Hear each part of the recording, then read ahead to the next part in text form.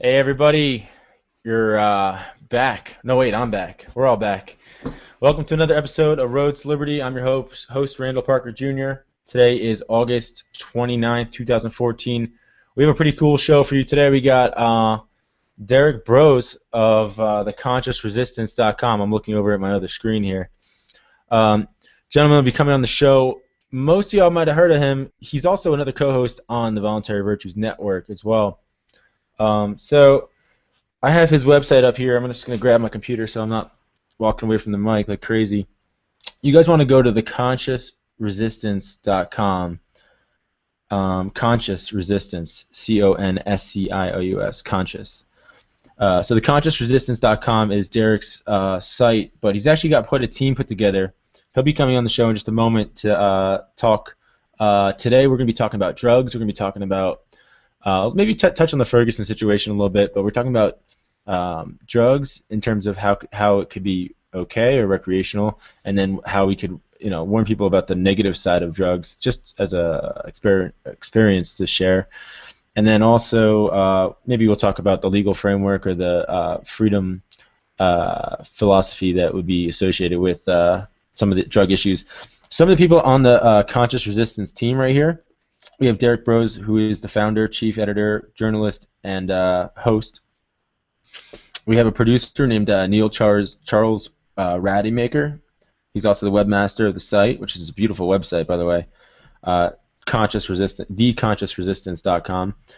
John Vibes is a writer for the site. They got a number of people here: Dr. Bruce King, Sam Wagner, Trip Tamine, Zach Odom, Peter Anthony Aguero, Kathy Chaos.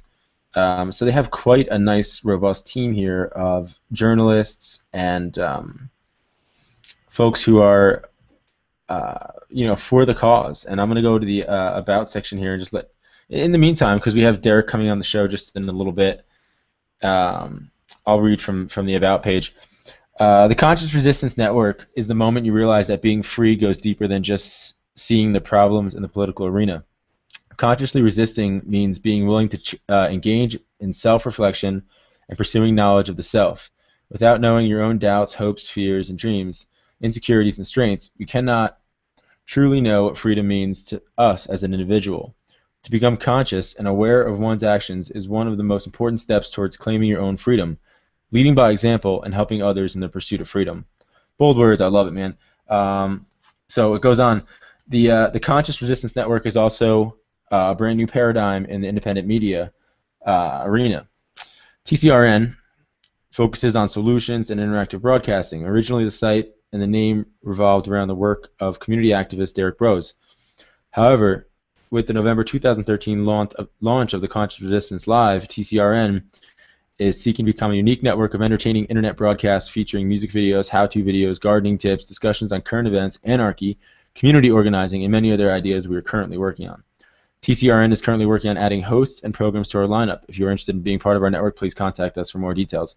So Derrick is a busy man. He's got himself in a couple different things. Obviously, the TCRN network, or TCRN, whatever, Conscious Resistance Network, and then he's, like I said, he's also doing some content or co-broadcasting his content over to Voluntary Virtues. So we have Derrick coming on the show in just a few moments, and I have my buddy Chuck Ford possibly coming on too to help out in the discussion and help get some of these ideas out there. Some of the things that Derrick has been covering over at theconsciousresistance.com have been the protests in Ferguson, Missouri, related to the Michael Brown shooting. We got a guest here. Oh, we got Chuck. What's up, Chuck? What's up? Don't mind buddy. me Thanks just for coming setting up in. my lower third. No problem. How is my levels? Can you hear me okay? I hear you fine. Too loud, too quiet? Perfect. Awesome. Yeah, so I was just telling the audience about Derrick Broze. Are you familiar with him at A all? little bit. Isn't he the guy? I'm probably gonna make my ass myself. Isn't he the guy who goes around and kind of sort of lives sort of like a vagrant? Not a Yeah. vagrant. Is that an offensive term? I don't know. Well, that's one thing I want to talk about today, actually, too, on the show, because you know, I'm kind of a vagrant right now in my life, and I don't know if I see that as a negative thing. I mean, I looked up vagrant online in the dictionary or whatever, and it just said that. Actually, I'm gonna pull it up. But what do you think about that, man? I think it's cool, and I think it's totally legitimate in a free society. The only thing he has to worry about is his private property isn't necessarily a home or a lot. It's whatever he uses to travel and his other stuff, which I Right. think is interesting. So according to Google, a vagrant is. Let me put my computer over here. Does it sound weird when I look the other way and talk? No, look, it sounds fine. Oh, cool. According to Google, vagrant is a noun, a person without a settled home or regular work who wanders from place to place and lives by begging. So if it requires that you beg, then maybe a lot of us wouldn't fall into vagrants if we're doing honest labor or exchanging Hmm. value for value. Now, does he beg? I'm assuming he doesn't. He doesn't sound like the type. I don't know. I wouldn't know. I haven't asked. I don't know. I mean, I would like to find That out. is kind of a weird question. Like, do you go around and beg? You Well, know. here, for example, we met this dude, me and my girlfriend, when we got to where we're at now in New Mexico. On the first day we got here, we met this guy. He went by the name of Traveler, and he doesn't say his real name, and Hmm. he's been on the road for years and years. And so we met the guy and we hung out with him, and we spent a few hours here and there every couple of days. We'd see him or whatever, and then he moved on. But he didn't really beg, but he made it known that there were certain needs he had, like food and water, and we were just like, sure, here you go, like we were like, here, you want some water? You want some, I Well, I think mean, Derek's that's here. sup, man. He's muted. Yeah. Yo, Hey. Yo, can you hear me all right? yes. Yes, Do sir. we see the giant Cybercam logo? I'm trying to change Yeah. that. I know what that's about. It's all good. It's all Just turn good. off. You could just turn off the camera if the camera's not working on Google Hangouts. Alright, I'll just give it a change then here. Here, I got you now.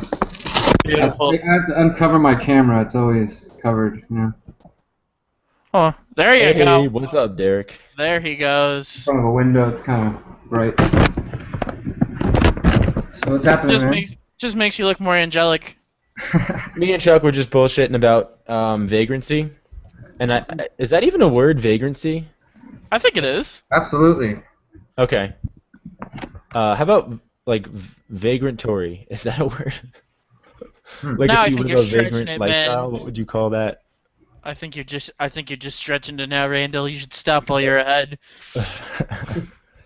No, but seriously, Derek, we looked up the definition of vagrant online, and it says a person without a settled home or regular work who wanders from place to place and lives by begging. I didn't know begging had to be a part of it. Do you think it's a part of it, or? No, I don't think so. I mean, to me, I've always thought of being a vagrant because at one point in my life, I definitely thought of myself as a vagrant, and I think I had this conversation with Adam before, and he told me to call myself a nomad instead. But I've always thought as vagrant as just somebody who was a traveler and just constantly moving, maybe with less of a purpose than say a nomad. But I'd never thought of it as necessarily having to be, you know, being that way. Yeah, I'm surprised. Like I was with it until it goes begging at the end. It like kind of, I was Yeah, like, whoa. I'm not a beggar. Yeah, and I'm not saying like begging is such a loaded phrase too. Like it's one thing to beg, and it's another thing to make your needs known. Like if you were hungry and you just, I don't know. I guess it's hard to express that without begging, I guess. But I met a guy when I got to New Mexico, and he's a traveling guy, and he let it be known that the only thing he needed was food and water, and he actually gave us gifts. It was pretty cool. Like he was a man that had just what he carried with him on his bike, his little bike rack Absolutely. thing, and he was giving us like he gave me a lighter, like a really cool like Zippo type lighter and stuff. So like it wasn't like he was begging at all, but like we would just be it'd be against our character to not give him something of value back. Yeah, So, yeah. So absolutely. anyway, um, what's good, man? You at the Ferguson thing recently? Yeah, I just I've been on the road off and on since the end of April, and just had another opportunity come up to go to Ferguson to do a little bit of independent reporting, and also to go to be supportive of the community. And really, to me, one important aspect of trying to be a philosophically consistent person or activist is to actually put those things into action, you know, and plenty of people worry about the dangers of the state and the government and the way it's rising, etc. But, you know, very few are willing to go out there and get involved, you know, and I think that's what I wanted to go showcase and just be around, and also at the same time I wanted to be there for the police state. You know, I think it's important for us to confront these things head on. Yeah, absolutely. I saw one of your it's someone saying that Derrick doesn't his audio isn't working. Is someone saying that? It's working. It's working for me. Okay. Yeah, I hear him fine too. Okay, Someone in cool. the chat, yeah, if someone on Facebook or in the chat wants to change, let us know. We'll tweak it. But I saw one of your recent videos from like the streets of Ferguson, and I gotta say, man, it was pretty fucking intense. Like, there were people going up to the cops saying like stuff like, "You promise you can protect us?" Like, you like, "Do you swear you can protect us?" Like stuff like that, and cops are just like, "How does it always do?" Like stone face. Like the guards in Great Britain, like they can't even acknowledge you just said something to them. Like that kind of shit pisses me off so much. What was your experience like? Absolutely, man. I mean, this is one town. I changed my sound, by the way, so it might be better, different, worse. Let me know. Sounds good to me. Cool. Sounds fine to me.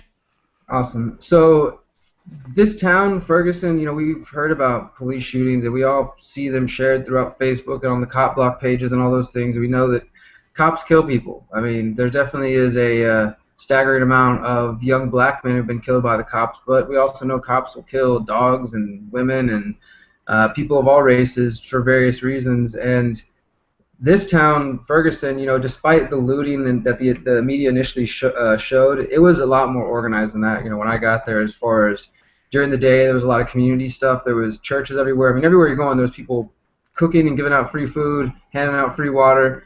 There was people from out of town working with some of the local politicians, trying to get people to vote, and just various things. And then there was an area of people who were sort of encamped. They had a couple of tents in this one area, and they said they planned to be there 24/7. And I mean, this town and the people around St. Louis decided we're not going to take it. So yeah, I mean, the nights I was there, at day it's a lot more peaceful. There was some marches just up and down the main street, West Florissant, and down Canfield, where Michael Brown was actually shot, and at the memorial. But by nighttime, it was like just, you know, that nighttime energy. I didn't see anybody purposefully, you know, trying to provoke anything. If anything, there's a lot of mistrust in the community. I just put out a full report on this, by the way, on benswan.com about an hour and a half ago. I got all the videos I recorded and a full detailed description of everything that I experienced. But basically, there was a lot of mistrust between the community members trusting media, mainly because of the main street, the old street media, you know, worried about how their story was going to be told. And there was also mistrust between church members. There was these orange shirts, supposedly church members that were wearing shirts that said clergy, and there was other people in black shirts that were wearing shirts that said peacekeeper. And there was a lot of arguments between the people in the community who were like, you know what, I saw you over there talking to those cops. You've been hanging out with them all day. We don't know if you guys are cops. We don't want anything to do with you. And Right. so, I mean, it was, and I definitely feel like if some of those people weren't cops, I mean, we went up and interviewed a couple of them and asked them, so who are the peacekeepers, you know, who are y'all working for? And they're just, they said they were independent. They didn't necessarily say they were with the church. They were very cryptic, and I felt like if they wanted to say they weren't cops, they could have just said that, you know, and been like, oh, no, we're from here and here. We're just helping out. You know what that reminds me of, too? It reminds me of, like, what's going on in the Ukraine and in Russia. Like, all the people that are being put, and I'm not, like, covering this like a hawk or anything, but from what I've seen, all the people that are being put on the spot as to, like, the Russian people, and I don't really get into the foreign politics that much, but you guys might have caught wind of this, to where they're saying, are there Russian troops in the Ukraine and, you know, fighting on the resistance side or fighting against or whatever, and the people are saying no, but there supposedly are, and then, like, the same thing with ISIS, like, how come their masks are on all the time? Like, who are these people? And then the beheading video, and the guy had a British, like, I just feel like there's so much I think that video was so staged. so much It wasn't evidence even funny. of, like, trickery going on. Is what Yeah, I feel But like. what I thought was interesting was that you said that they were trying to get people to vote during the day, and I'm thinking, why? Voting is what got them there in the first place, you know? So, Right. Actually, in Ferguson, apparently, and you know, I'm not really one for voting either way, but this I did think was an important fact, and maybe while they're pushing for it, because while I think that on the federal level it's just a masturbatory exercise, there have been some instances where people on the local level who still choose to vote affect reasonable change, and I think that's what the people were thinking, because in Ferguson apparently only 12% or 11% of the people voted on anything like in a long time, so it wouldn't take much for them to change, like sway that into a different direction if they were all to say, hey, like, you guys are tired of this, let's get rid of all these people. But their anger and their angst was, and I'd say righteously, coming out more in physical ways. So yeah, Randall, what you were talking about there, at nighttime, it's like people running up to cops, screaming at them, how are we going to trust you? How do we know we can trust you? And are you going to be there for us? And also just straight, not being so nice and just cussing right at them and just telling them what they thought of them. Which I think, like I said, you're relieving your anger. I think that that's important for us to, be in touch with our emotions and our anger like that, to let it out. And these clergy and peacekeeper members kept getting yelled at by other people because they would come up and be like, hey, come on, let's just calm down. Let's trying to keep things calm, or at least they thought they were doing a good job. But really, they're just like, get the fuck off me. I'm trying to express myself here. I'm pissed off. Right. They're killing people, and don't tell me to be quiet. So I totally understood, why people were upset. And at one point, there was, people like, okay, it looked like things are about to change, because all of a sudden, and I show this in the video, like you start seeing the National Guard come in, like on the borders. You can kind of see them creeping behind restaurants and stuff. Like, okay, why are they getting closer? And seeing the cops getting out the zip ties, and then see a whole group of people running by wearing gas masks, like they were getting ready to go do something. I mean, it definitely was, I'd say, a couple more little altercations from them throwing some tear gas and going that way again. Yeah, I was gonna say one thing that really kind of caught my attention in that video too that I was watching of yours last night, which I posted in the event page too for this episode. Was towards the end of the video, you see everybody kind of congregated in a pretty big group almost, and there's a few people who jump on a mic and start speaking, like I guess someone had some sort of like amplifier and a microphone or whatever. And what I noticed is like some people had something to say for like a sentence or two. They had something kind of a powerful message, and then I felt like it kind of got watered down. And I'm not a big proponent of great man theory or to say, well, you need a leader, and like I'm not one to say that the Occupy movement was a failure because it didn't have a leader or any of that kind of stuff. If anything, I feel like any movement that gets people to think or gets people to talk about something that they weren't talking about is a success. But what is your take on that in regards to the Ferguson case? Do you think there was a central message? Do you think there should be one? Do you think that was a factor? So, two things on that, man. For one, in that scene in the video where there's a guy, he's on the bullhorn, and really, I don't know if you guys have ever been out to a protest or anything where you've seen this group. They're called the RCP, the Revolutionary Communist Party, and they're basically a cult. I mean, they're not like even the traditional Communist Party of the United States rejects them. They're basically followers of this guy named Bob Avaki, and all their shirts say "Back to Basics," BA, BA. Everything they have has his initials on it. They're always saying "Bob says," and you'll see them around passing out or selling their little newspaper, their communist newspaper, and everything in it is a quote from him from one of his books, and like selling his papers, right? Yeah, I mean it's all the stuff, like everything you read on there, it's real generic rhetoric. I mean, it's just like, do you want change? Do you are you tired of it? Sounds like counterintelligence like type shit, like fucking they're not really taken and seriously shit. Either way, but by most people are like, oh, here come the RevComs, just keep moving or whatever, and get your papers out of here. But the thing was that they were the main ones who were, there was 10 or 15 of them that were all in that group, and they were the ones with the bullhorn. And in that scene, you can hear this guy who was a local resident of the area. He kept yelling, "Can we get somebody from St. Louis? Excuse me, can we get somebody from St. Louis on the mic?" Because this guy was just going on and on. And he was like, he was bogarting it. Exactly, and like I said, there was definitely, you can hear some people say in the video, and one guy put his cover his face up when I'm filming, saying like, "This is what you guys want." That they think a lot of people from the outside are the ones coming in provoking the situation, and like I heard several times like, "Oh, the media or the cops or the whoever, they're just trying to make a career off another dead black body," like things like that. So I mean, they were pretty touchy as far as people coming in from the outside. But the main thing I want to say, here on the Ferguson issue, everything I've really gathered as far as details of the case and what may or may not have happened is in that report on benswan.com. But as far as philosophical, what I pulled out of it, and which I think is important, is that this is a real life situation where people like they're saying this is not just about Ferguson. They're like, this is not just about Mike Brown. This sparked it. We support him. We care for him. But they're trying to start a revolution. At least some of those people. And then there were other people, residents who were there, who were like, I just want everything to go back to normal. I'm sorry, cops. And this is a black woman. She's like, I'm sorry, cops keep killing people, but they're not making it any better. I just wish this would all go away. And so all opinions there and all sides, and people coming from the outside, we have to understand that the police, the military, the cops, they operate, on a fine-tuned plan. They know how to. They have plans and documents on how to deal with insurrection and riots and things like that. If we're not organized and something sets off a revolution randomly, they kill one of our citizens, one of our community members, and we just say, we're not taking it today. We're going to fight back. We're going to go to the streets until something happens, until they arrest that cop or do something. And other people are like, you know what? No, this could be a bigger movement. Let's just get rid of all the cops and just all these different ideas. And I saw that happening, and I saw a bunch of people who were filled with anger and emotion, but maybe not so much with a philosophical understanding of the situation or what they even meant when they were screaming things like, down with the system, or Right. And I wanted to go up and talk, and I did talk to a few people and ask them, like, what do you mean when your sign says, it's the whole system's guilty as hell and stuff like that? These chants, to see.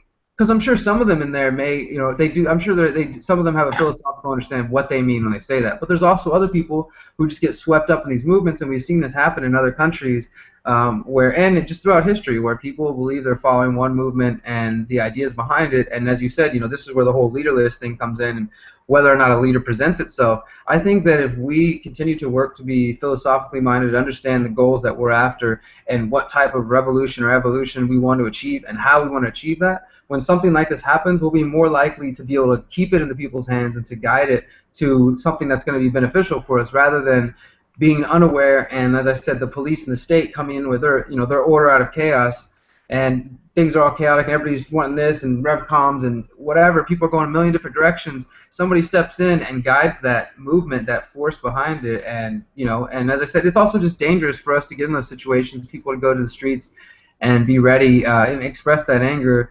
I think we have to do that point, but also after that, after we've done hitting the streets and even continuing to hit the streets, have sit-down meetings with community members and people who care about what's going to happen, and say, hey guys, where are we going with this? What's the goal? And that's what I'm seeing in Ferguson. The last day I was there, and what I've been hearing from people who are still there, is that now the community is starting to have regular town hall meetings. They're getting the youth involved, and they're really just finding all sorts of ways to figure out what's our next step. This wasn't just Mike Brown's in the ground now. They're anticipating not getting a conviction or indictment at all on this cop, and they're like, what is our plan? What are we going to do? Chuck, what are your thoughts on this, man? I want you to weigh in. You have any questions for Derrick, or any ideas you want to throw out there? Well, I'm just kind of curious I know the main lamestream media has been talking about it a lot, but what is your take on the looting in general, especially looting of private property? Do you think this is actually related to the killing, or do you think this is something else that maybe like a false flag or something like that to just stir up trouble for the media to report? Or what do you think exactly is going on with that? Because that's my concern. It just seems odd that they're looting private businesses when it was cops that killed the guy, Well, first of all, I will say that as far as my opinion on looting and private property and things like that, I would say that just looking at the situation again strategically, if the cops killed one of my friends or one of my family members or community members, and I was thinking about how I was going to attack them or defend my community, really it's defense, yeah, I would probably go riot or loot at the police station. And I thought was kind of weird why nobody was focusing on there. There was only maybe one march that focused on the police station. And I talked to people who were there, and there was residents who said, I didn't get involved, but I just saw it happening, and I don't think it's right, but I understand their frustration. I think it is possible that it could have been outside people, or maybe just opportunistic people. I don't want to necessarily say that everything was set up, but I do think that, again, that there were Revolutionary Communist Party, possible state provocateurs, all kinds of different people there that people were mistrusting. And there was reports, just like with a lot of these things, where people were saying the cops weren't going after the looters and stuff like that. Right. They were letting them loot and riot. So I thought that was pretty interesting. Usually when you see that, that means the police are involved in some way, or they have police permission to do as they will. And then we see the media focus only on that aspect. And on the other hand, since those days, and I put out some more videos on it. One of them focuses, it's called Ferguson Comes Together or something like that, and it focuses on the community aspect. And as I said, there's people handing out water, food everywhere. There was a lot of really cool community projects. I filmed this lady who was doing this awesome like art mural, just getting different people to write messages and put it all together in a giant collage. And so it was really cool to see the ways that the community was coming together and doing positive things. Unfortunately, that's not what they're going to play on the 7 o'clock news usually. So towards the end of your time there, I know it's a weird thing to focus on, but how bad or intense was the looting? Was it getting any better? I mean, were they still looting, or was it kind of getting over at that point? There wasn't any looting the entire time. I was there from last Friday till just Tuesday, and it had even stopped for a couple days. It was really only for 1 or 2 nights, honestly. They were going out there and like protesting and fighting with the cops, but the looting stuff only really happened like 1 or 2 nights. And then after that, it was just the police force coming out, and people were basically anticipating. I mean, like I said, pretty much every night, by the nighttime, you'd start to see protesters and people showing up and kind of like, all right, what's going to happen tonight? And then last Saturday was the pretty intense night that I filmed. Sunday was a lot more quiet because it was the day before the funeral, and the night of the funeral, the family had asked for people to not protest or not do anything that day, so nobody did anything. And then, like I said, Tuesday, Wednesday, Thursday, it's been more of a focus on town hall meetings and organizing for actually creating some kind of active plan to address this issue. Yeah, I think that the plan thing is huge, but at the same point in time, like, I hate to say this, but in the same point I don't, because it's like, we have to be realistic about everything and be honest with ourselves and move with accuracy and not like with like false hope or being fake or anything. But I do feel that the philosophical angle is not there in people's minds right now, and it's to the point where it's like you can't tell them where they're going or suggest where we should go, even in a general direction, because it's like everyone has these different conceptions about how to get there and what it means, and it's like, I don't know, does it mean that we're too early or that we're ahead of our time or what? But taking it, go ahead, man. Well, I've thought a lot about this, man. I've really been sitting there and thinking, and before I even got to Ferguson, and I've talked with some friends, had a few discussions on the idea of activism and the idea of revolutions coming into another community specifically. When I went to Ferguson, my mind was set on being respectful to this community. I've heard lots of stories and seen and been witness to people who are coming into another community, say a community's gone through a disaster and they want to come in and donate something or just come support and do whatever they can, and instead of listening to the community, people come in with these ideas of the ways they want it to change and how they want it to go. And I think that's what we kind of see with Ferguson, is some people are coming from all the way across the country, like, this is the revolution, if not, we're going to spark it and make it happen. They think this, because people were responding, this could be the revolution or whatever they've been waiting for.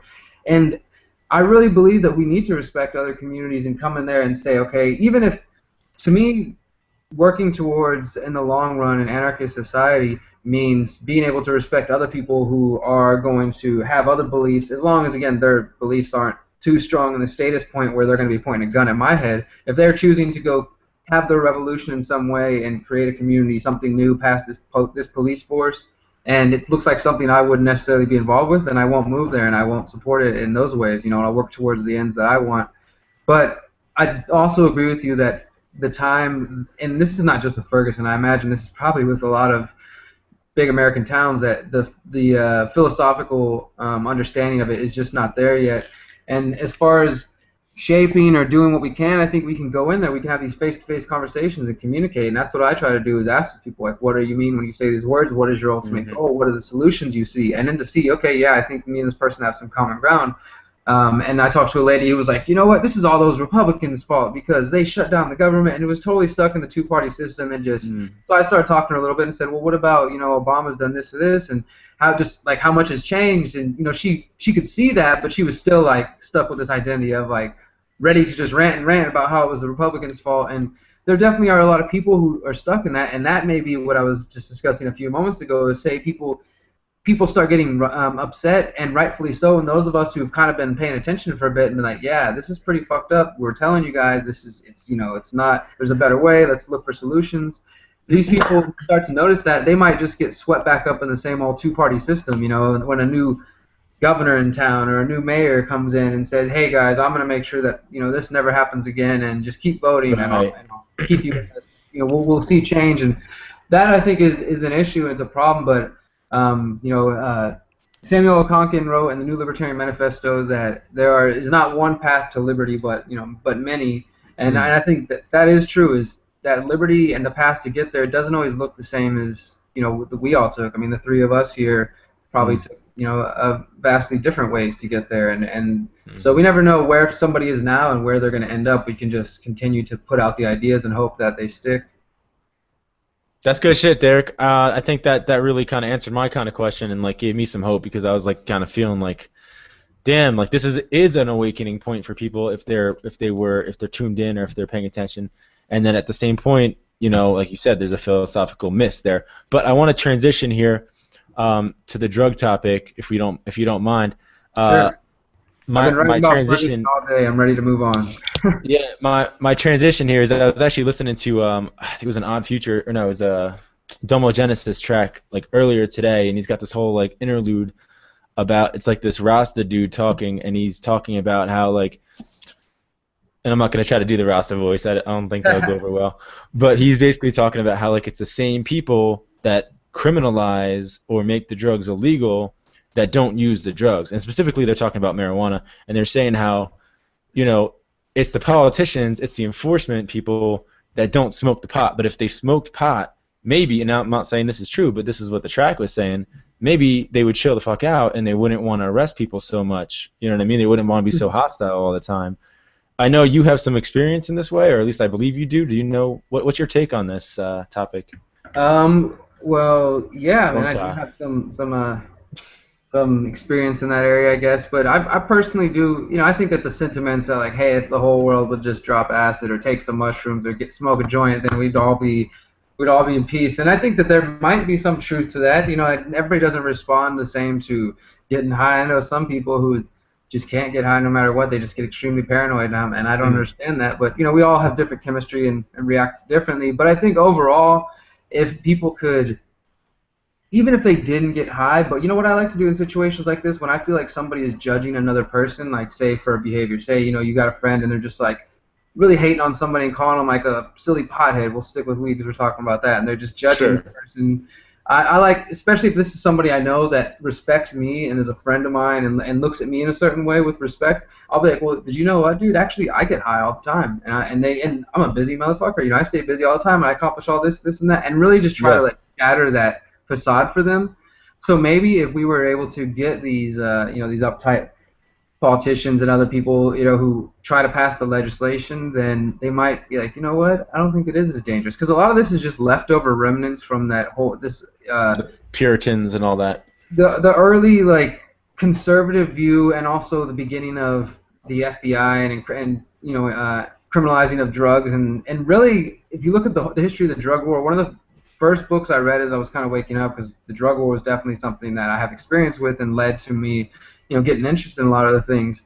It was a book called Cannabis, and it was just, that's all it was, the history of cannabis, and it was just like, it was so comprehensive and amazing, looking at the effect on culture, science, and health, and various things like that. And really, after reading that, I had a good understanding that the reason, I'd say most drugs, but specifically marijuana, is illegal and was made illegal in the 1930s and 40s, was because of racism and money. You know, that was the main reason they were hating on Mexicans and blacks who were, you know, coming in and getting high in the fields and playing jazz music and all this crazy shit. And, you know, it's just this white conservative scared. And also, of course, I think that the state does play a role, the state and the media, like movies like Reefer Madness, they play a role in shaping public opinion. So we can't just completely say it's like, oh, it's the government's fault or whatever. But there was a whole bunch of propaganda that was put out all around the country and really all around the world to just demonize people who used, you know, marijuana, cannabis, or even people who tried psychedelics and things like that, to demonize them as criminals or unhealthy or insane. But Derek, surely there must be some drugs that you would say are, you know, just straight up bad. Like, I mean, I personally don't think anything should be illegal. Obviously, I don't believe in that. I'm not an anarchist, but I'm saying, like, in terms of like you to tell your audience or my audience, like, hey, not for nothing, I have a friend or I know personally. Am I advocating drugs? This one and this one and this one, don't bother with. You know, which ones would you say steer clear of? This is my advice on this, and I recently had a conversation with my younger brother, man, actually, because he's at that point where, I mean, when he's 17, and by the time I was 17, I'd already kind of, I don't know what was wrong with me. I started early with those type of things. On the gamut. It was it was all for a reason, to get to this point right now and to be having this conversation. I Sure. chose to be an early learner, and I learned well. Mhm. But Right. I have had several friends die from heroin. I've Mm. had I was not that I think I should have been in prison for a drug, but I know that outside of getting arrested, even I used to be addicted to crystal meth, and that led to a lot of crazy things and Mm. unhealthy situations, and eventually led me to getting arrested by the gang in blue. And regardless of whether or not that would, in my perfect world, that wouldn't have happened, I still wasn't in a good place because of that. And so I would say definitely after a Right. person who's been addicted to several drugs and gone to prison for it and come to a more clear place of state of mind out of it after it and look back and been like, wow, after all those drugs that I can count on my hand that I've done and all the different things I've tried, and I don't say this at all to be to sound like I'm an authority on drugs or bragging or anything. It's just an awareness of it. And after all that, the awareness of that is that the only thing I ever felt like was that I gained anything positive out of was smoking weed and trying mushrooms or tripping in some way. I mean, those are the only things that I honestly can still recommend these days. I don't Same even here. drink much anymore because it's just, I don't know. I I'd just know feel what's good for me. I'd feel bad asking you to share that sensitive stuff without at least myself. I don't need you to jump in, Chuck, and say, but if you want to, you can. But I will say too, like when I was in college, in high school and stuff, I wasn't really cool enough. Like I did start smoking like weed, like I think in like 8th grade or something like that, 9th grade, like here and there. But I actually kind of took a decent break, and then I got to college. I was like at some party, and like it was being passed around, and I smoked again. I was like, man, I miss this stuff. This is great. And then I got into it, man. There's like a weed club at Rutgers. There was like Rutgers University marijuana supporters. I remember Oh, it was wow. Runs. And we would go to like watch movies, and like they had Chinese food or pizza, and it was like the weed like paradise. And then I met these kids and like smoked my first gravity bong and stuff, and like made some friends and everything. And I want to say that like I feel like for those of you who don't engage in the culture, or those of you who may have taken a puff once at a party and said this isn't for me, I feel so indebted, honestly. If you were to extract all of the moments of smoking up with people in my life, all the hangouts where I drove on a car ride down the mountain road, or I went out on top of a water tower, or on top of a roof somewhere, or down an alleyway by the river with some people I just met in a town I was at, and smoked a bowl or smoked a joint. It's those bonding moments where you're like, this is something we can all agree upon. There's no harshness to it. There's no judgment. There's no, well, you're a thin libertarian. I'm a thick consequentialist, or what. It's like, no, we're all just gonna go blaze, and we'll talk about normal stuff, like how pretty the birds are, or how crazy it is that like alligators live in the river, like whatever. And your mind goes to easy stuff. It goes to stuff Absolutely. that like is not controversial. For me, dude, I remember thinking a while back, like just the more and more I've gotten involved and met libertarians, ANCAPs, agorists, and just anarchists, just different activists that I would put kind of in that same category through going to events across the country and working with people online. Um, I remember thinking like, wow, it's crazy how many different people come together because I said we all have different backgrounds, and I've met all kinds of people who listen to different music. Like maybe the only thing we have in common is this ideal, this philosophy. But outside Right. of that, we maybe would never come across each other in any other way of life. We don't shop the same places, we don't go to the same shows, or who knows. But I feel like beyond that, even more than just liberty bringing people together, weed brings people together. Because I mean, I've met so many, and that does sound silly in a way, but It it's actually does, yeah. and not to harp too much on that because I don't want those who don't partake. I think most people understand it's a freedom issue. Really, it's not like, hey, I'm being a pusher It's on not you. a I right or think wrong that thing, no. there's definitely something to be to be said for it. Ultimately, though, these tools, cannabis, whether you're using it just to get high or to maybe to achieve some type of meditative state or just it helps you take the edge off. I mean, I do know that whenever I was addicted to crystal, like one of the only things that helped me was smoking weed. Like because I was just once I decided I was going to stop, I was really really anxious all the time and just my nerves were shot, and staying high was one of the things that like smoking weed and not to just do this transfer addiction, which is what I did for a while still, but it definitely helped me kind of get back to that point where I felt like I was like, wow, me again. I don't need anything else. And then now these days, I still love. I mean, I still love to smoke pot, but I'm so busy. I really just usually I'm at my computer writing, working, or researching, and I'll stop and smoke a little bit of a joint, and then just dive back to work. So I am a Yeah. very busy person, and I try to stay active. I've never been like a real lazy smoker. I like to go. I'd take a big fat joint and go on the top of a mountain, and just sit and you know Took that. I'm about to bore all of you. I have never once tried anything. That's how boring is my life. I know. Good old Liberty Geek, right? Good old sober Chuck the geek. That's I all know, good, man. right? Is that a But no, choice or just no access or no, what?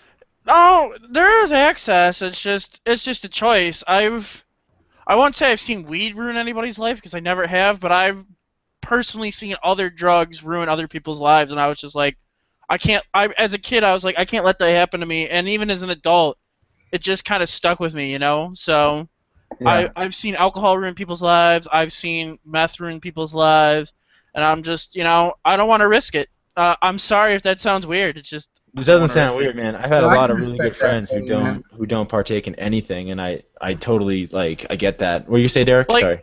I was just saying I can totally respect that, and I honestly don't think that we're ever gonna have a society that is just all on drugs and things like that. I think mhm. it'll always remain, a subculture, counterculture, whatever you want to call it. But one of my main reasons for starting to be, I guess, open about that, Randall, is just for I'm not afraid to talk about. I mean, I got arrested for that like 9 years ago, almost 10 years now, and Mhm. like I said, it led. Despite getting arrested, I chose to use that time to, find this philosophy and to work on being a better person and to Dude, discover all sorts of things about you can't myself. hide you can't hide from your past. I've been in jail, I've not been in prison for, anything like extended, but I've spent the night for stupid petty stuff, trespassing, skateboarding, this, that, and the third. I used to, full disclosure, man, I used to do graffiti like on public property because I didn't have a philosophical basis at that time for how I was expressing myself. Like I was like, fuck the system, fuck the man. I want to draw my tag somewhere. I'm doing it in the fucking bathroom stall. I got these cool paint pens. Me and my buddies would go to the bars, and who the fuck cares anyway? Actually, I'm still, if I owned a bar, and I know this doesn't justify what I did because I didn't have their permission, obviously, but if I owned a bar, I wouldn't even clean the graffiti. I would I would be like, good, there's more graffiti today. That's awesome. I want to go check it out. Like, that's like, I love creativity like that, like spontaneous creativity. But yeah, just to say, yeah, like I think that we can't run from our past, and that if we're going to be a voice and we're going to try to encourage people, we have to be consistent and say, look, I'm not a saint, man. Like I'm not a flawless person. You know what I mean? I'm not Jesus Christ. Like there's no holes in my hand. I had my mistakes, I had my confusion, and that's why I can say those things didn't work. That's why I do what I do now. Red Absolutely, Randall. absolutely. Because I feel like what I gained from most of that experience, drug use, experimenting, and from doing it with no respect for these substances, which can be tools if you choose to use them that way, and ending up in all kinds of situations, handcuffs, and just crazy places with weapons, and just wondering how the hell did I get here? Like, I chose to. I put myself in those situations, but I did it without any respect for these substances and for the power that they can be. Whether that means, yeah, you can try this thing and you might be addicted and sell everything you own for it, or you might have some experience and just get too high and fall asleep or whatever. But I learned to, for one, not only for myself, but to teach other people that none of these things are giving you anything that you don't already possess in yourself. And that's why, Chuck, there, it doesn't really matter even if you choose not to partake, because I think for some of us, though, and for some people, they can be tools to help you recognize all of a sudden you don't need these anymore. Wow, it was just a stepping stone to realizing certain things And about I'm myself not that and was I'm not said the all the type time. who's just like, oh, you do weed, you're never gonna be my friend. Like, if you do it, fine. Like, whatever. Just don't Yeah. push it on me, you know?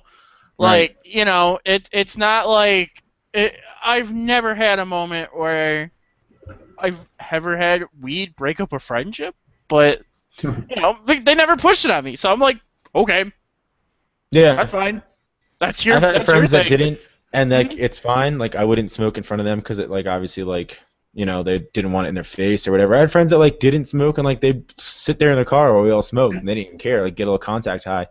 But there's all different walks as long as you respect and you like the right thing for me. I say personally my code is like I just I would offer first, and then if there was a no, I would say, "Oh, does this offend you? Would you like me to do it in a different area, like whatever?"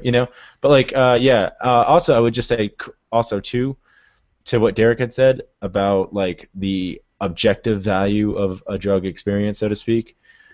I don't think like yes, it is within you. Like your brain can manipulate itself in a way to reproduce that without the drug, but not really. Like so, the few times I've taken mushrooms. Um, one of my trips in particular was like an epic.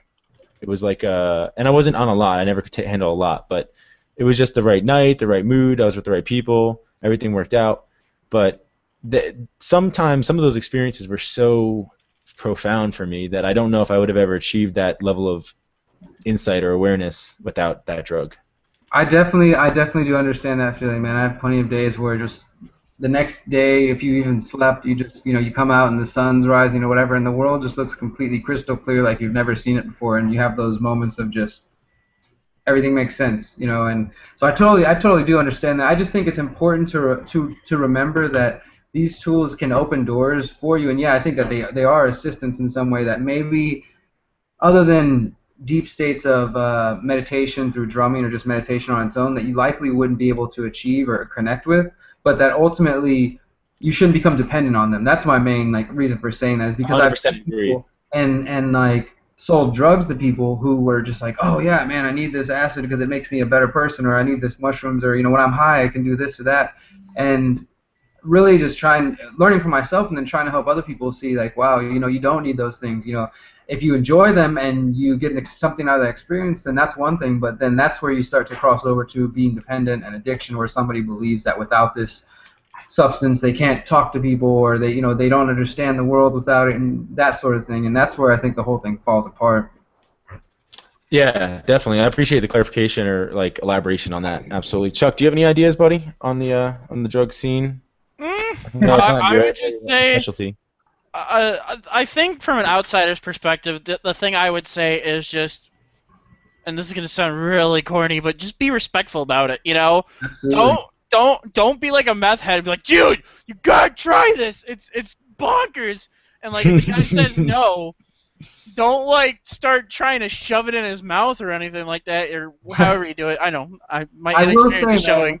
when you first try different things, especially if you have an amazing trip or something, and I think this is mainly when you're younger and you're just you want to tell all your friends and you're like, no, you gotta try this, is the craziest thing ever. But like you said, it's about respect and respect. Right, and I'm saying, as long as you don't go nuts about it and you show people that you can still you're still a normal person, you're not just some weirdo who does all these drugs, I think then the drug scene wouldn't really be that bad. And obviously, the problem with it now is... Oh, sorry.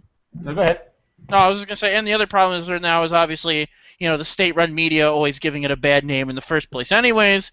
So, I mean, you guys got to fight. You got that now to fight. Everybody thinks we're a bunch of drug heads. But I got a good quote here from the chat. We got Damon in the chat. He recommended an Alan Watts quote. I just pulled it up. I want to read it. It's not long. It says, psychedelic experience is only a glimpse of genuine mystical insight, but a glimpse which can be matured and deepened by the various ways of meditation in which drugs are no longer necessary or useful. If you get the message, hang up the phone. For psychedelic drugs are simply instruments like microscopes, telescopes, and telephones. The biologist does not sit with his eye permanently glued to the microscope. He goes away and works on what he has seen. Great quote, and I think it's pretty apt. Yeah. Absolutely beautiful quote. And it was interesting what you said earlier about how it doesn't create something new in you. It just brings out something you already had in you. I mean, it kind of, when you think about it, works the same way as hypnosis. Any hypnosis expert will tell you that even if you're under hypnosis, you wouldn't do something that you, no matter how hard they suggest it, you wouldn't do something that you would normally not do. It's just a hypnosis, is make you more likely to do something you would already do. So in that case, Randall's quote completely ties it all together for everything. So, who said that? That was Damon Shaw in the chat. Recommended Alan Watts. Alan Watts is the now deceased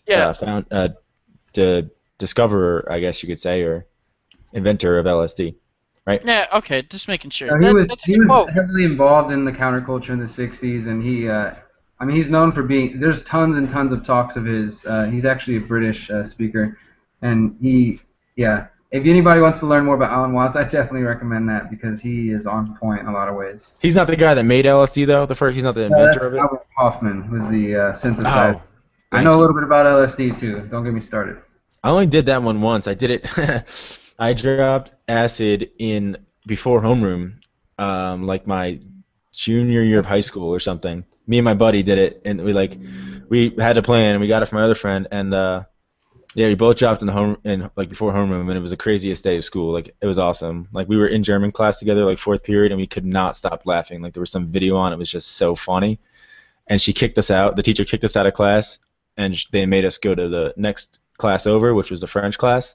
And it was no better because we at least spoke a little German, like that we could understand. French was just like we walked into the room and it was like "La m'appelle, like whatever," and I'm just like, we just started dying, like we couldn't keep it in at all, and we got kicked out of that class too. And no one figured it out though. We went through the whole day. No one figured out we were on anything. You know what's actually funny is I have a reverse story where everyone thought my friend in high school was a druggie. Everyone thought he was on weed, like all the time, but he never did this stuff. It was so funny. Like he got so tired of people accusing him of doing it that one day he just said, "Yeah, I do it." Yeah. And like he was just so sick of it because my friend, he's a really quiet, really quiet guy. You'd hardly notice him if you didn't know him, and if he didn't say anything, which he hardly does. So everyone just assumed that he was always spaced out because he was on weed or something, and he would just try to tell people like no, and people were like, "Okay, you're lying." And one day he was just like, "Yep, I do weed." All right, Like, I got like 5-10 minutes left here. I appreciate Derrick staying on for a bit. If you have to jump off, you can, man. You can let me know. Yeah, I think I'm gonna get off for now, man. But I appreciate you guys having me on, and I enjoyed talking. Yeah. Appreciate having you, dude. Appreciate having you. it was Maybe great. we'll check back again with you sometime in the future. But You got a lot of good insight. any Yeah, I parting appreciate shots? Any parting words? Yeah, if anybody wants to check out more of my work and just see what I'm up to, you can check us out at theconsciousresistance.com. I appreciate that, man. Thanks for having me on, guys. No problem. Me and Chuck will land the plane from here. All right, peace. Peace. See you, man. Chuck, And there he's gone. Yeah, cool. I wanted to transition from like the resistance thoughts to the drug stuff to spirituality. I know that you pop on the Christian Anarchy show a bunch of times. I don't have a religious affiliation. I did call myself a Christian for a long time, like for a few years, because I started to find, I guess, I don't likeness necessarily to know if I have a religious affiliation. The way I describe it when people ask is I call myself a theistic agnostic, which, I mean, basically it just means I think something's out there, and it could be God or it could be aliens, but it's just I don't know. I just know something's out there. How does it inform your life, though? Does it affect what you do, or is it just a side thought? It's a little bit of it affects me a little bit. Like I've caught myself praying a few times, admittedly, Right. but for the most part, for the most part, I think it's just a side thought. But at the same time, you think about it because it is kind of fun to speculate on it sometimes, especially in a discussion. So I'll tell you what, man. Driving down the road on these mountain roads out here in New Mexico and Colorado, probably get you thinking. You get a sense for how damn small you are versus just shit that can be around you. Like, just I'm standing on a road which is surrounded by fields, which is surrounded by mountains, which from where I am to the top of that mountain that I can see is probably like 40, 50 miles or whatever. And good one luck of those walking miles it. is straight up, So it's like just that level of how your problems can feel so big, and then you could realize how damn small you are in the grand scheme of things. I think that perspective is what causes, I think, me, or at least a lot of other people probably, to be like spiritual, to like believe in God or something like God, to say like it just makes sense that there's more to it than meets the eye, And I think spirituality, and not necessarily being spiritual, but I think spirituality itself is important for a free society because, you have the problem of, if you force, like, look at communist Russia, if you force people to try to throw away their beliefs, people just kind of, they go crazy about it. And then, I'm not saying that communistic atheism was the direct downfall of the Soviet Union, but it certainly played a little bit of a part as opposed to, everything else that they were repressing about people. So in the sense of whether you believe or not, if you start trying to force beliefs on people, I think that not giving them a chance to explore that for themselves, I think causes a lot of conflict, and especially in any society. Because, look at communist China. communist Russia back in the day, and even kind of sort of this new wave atheistic uh, movement now, where it's like where they talk about if you believe in anything, you should kill yourself almost. Like, I'm not saying everyone's like that, but there is that outcry. So it's kind of like if you can't explore it, bad things are going to happen in society. Like, you need to at least be allowed to look into it for yourself. I think. Yeah, well, yeah, you're right. I think that the atheist movement and the liberty or anarchist movement kind of have a lot of overlap, and I think that there's a lot of pressure on both sides.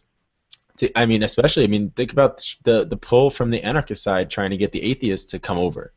Like, you see that there's no sense in worshiping false idols. Even if you believe in God, you don't have to believe in all these saints and all this the Pope and all the other stuff, or whatever your religion may be. But I know that you're strapped for time, my dude, because you're coming up next. So why don't I let you jump off, and I'll wrap it up. All right, man. Thanks a lot for having me on the show. It was great. Yeah. And I will see you guys again in 5 minutes on the Liberty Geek. And Cool. Get ready. We're talking about swatting. That'll be fun. Swatting. All right, man. Randall, land the ship. Landing it. So anyway, awesome show, guys. Thank you guys for whoever watched, whoever's in the audience today. Thank you guys. Derrick's the man. Go to consciousresistance.com. My final thoughts, not much, guys. Honestly, the religious stuff, I don't want to be confused in what I'm saying. I'm not saying be a religion or be part of a religion or be Catholic or this or that. I'm just saying that to the point of drugs, to the point of being resisting, stand up for yourself. Whether you choose to smoke a plant, whether you choose to protest, whether you choose to go and pray or kneel before God, those are all within your rights. Those are all peaceful acts. We can debate the merits of praying or smoking marijuana or protesting, but we can't debate the freedom of individuals to choose to do so if that's what they want to do with their lives. So that's the tie-in, guys. Thanks for watching Roads to Liberty. Thanks for watching Voluntary Virtues Network. Subscribe, share with your friends. Come back next week, 8 to 9 p.m. Eastern Standard Time on Voluntary Virtues Network, Roads to Liberty. I'm your host, RJ Parker. Peace and out. Bye, guys.